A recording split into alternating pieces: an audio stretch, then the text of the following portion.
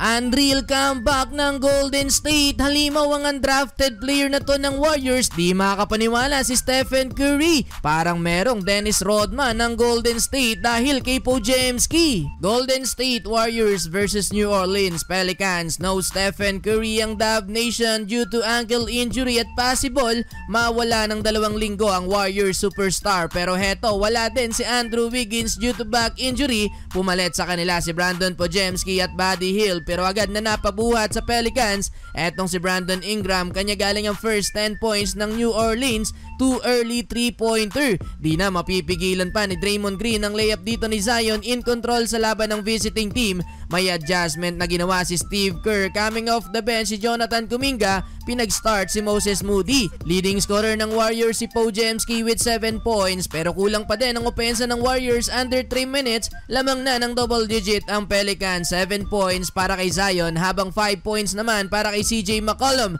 Solid din ang depensa ng Pelicans. Binaon ng rookie ang layup dito ni Kuminga. Laking problema ng Warriors. Tagal na pa ako sa 14 points. Halos 5 minutong hindi nakapagdala ng field goal ang Warriors mga bro, kaya tuluyan silang natambakan. 31-14 end of first quarter. Second quarter nakatikim ng masahe sa ilalim si Draymond Green kay Zion and one basket. Finally nabasag na din ng Golden State ang kanilang malamig na shooting mula sa layup ni Lindy Waters III.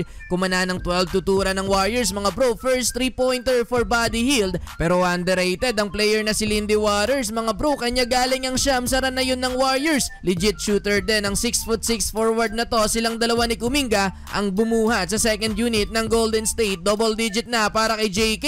Lamang ang Warriors pagdating sa points per turnovers. Dito baba na sa single digit ang hinahabol ng Golden State. GP2 kinukulit at pinipiko netong si CJ McCollum. Sobrang pagkakadikit sa player ng Pelicans. Well under 3 minutes baba sa isang lamang ng Pelicans. 3 points para kay Gary Payton at slam dunk galing fast break dahil sa napakagandang depensa ni Podziemski. Final minute kumana pa ng end one basket sa Pelicans si Brandon Ingram. Di nagustuhan ni Steve Kerr ang pito ng officials. Nagalit sa babaeng referee. End of first half. Abante pa din ng 4 ang Pelicans 51-47. Entering the third quarter pinag-start na ni Steve Kerr. Etong si Lindy Waters III na tres kagad ang bungad sa opensa ng Warriors. Napanganga na lang talaga si Draymond Green nang muling atakin ni Zion ang depensa niya sa ilalim. Pero mainit beyond the art ang Warriors. Grabe itong si Brandon Podziemski mga bro. Dive kung dive palagi sa bola. Akala mo si Dennis Rodman lang mga bro. Well napatayo na sa upuan si Stephen Curry dahil kumana din ng 10 straight points. Etong si Brandon Podziemski under 7 minutes